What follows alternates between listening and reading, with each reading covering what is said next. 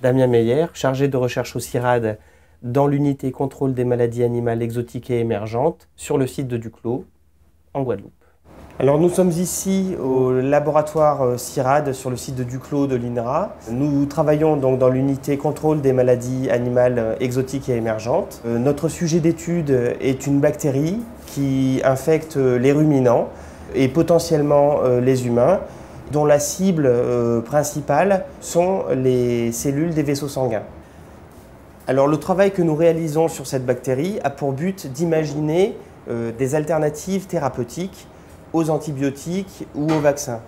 Donc pour cela, nous menons des approches complémentaires en utilisant trois types d'approches, des approches informatiques, des approches biologiques et des approches technologiques.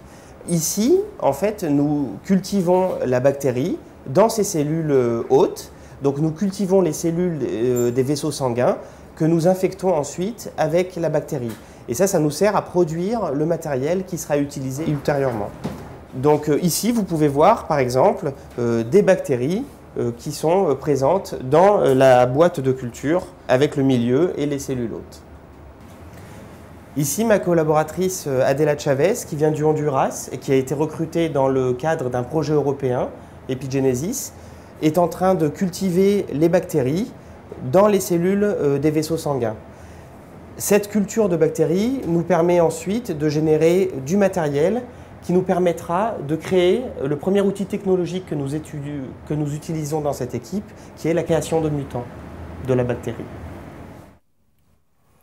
Donc ici, nous sommes revenus au bureau où nous travaillons en informatique à l'aide des données générées au laboratoire, comme nous l'avons vu tout à l'heure. Donc ici, vous pouvez voir en microscopie les bactéries qui sont en violet et qui attaquent les cellules des vaisseaux sanguins. Donc deux cellules en train de se diviser. Ici, nous avons une équipe d'informaticiens qui utilisent les données produites en laboratoire pour analyser les génomes des bactéries sur lesquelles nous travaillons. Ceci nous permet de générer de nouvelles hypothèses pour ensuite faire des allers-retours constants avec le laboratoire. Nous avons créé un logiciel en particulier qui nous permet d'analyser le génome de la bactérie pour comprendre comment cette bactérie attaque. À l'heure actuelle, nous avons des résultats dans les trois types d'approches, dans les trois volets. Nous avons créé un logiciel innovant qui nous permet d'identifier les protéines qui sont impliquées dans la virulence de la bactérie.